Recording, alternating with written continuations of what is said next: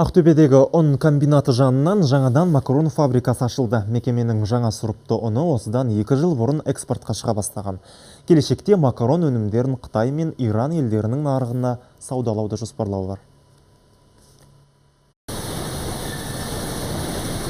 250 адамды тұрақты жұмыспен қамтыған комбинаттың дағдарысқа қарсы жасап отырған қадам айқын. Жаңа өнім түрлерін шығарып, шетел нарығын бағындыруда. Мәселен, мына бір автоматтандырылған Италия қондырғысы макаронның 30-ға тарта түрін шығарады. Мұнда 4 ауысымда 38 адам еңбек етеді, өнімге сұраныс көп.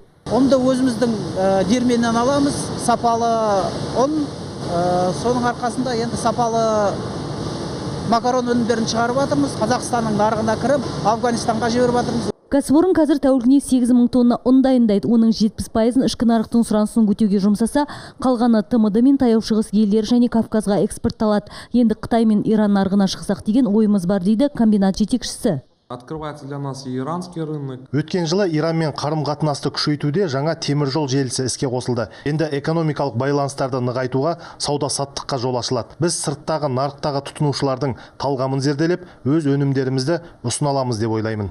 Бұл тауардың сапасы әлемдік стандартқа сәйкес келеді. Қазақстан өнімі болғандықтан қаладағы ірі супермаркеттерде бардың кең көлемде орын алуы әрине біз үшін міндетті. Бұл жөнінде біз күнбе-күн жұмыс жасаймыз.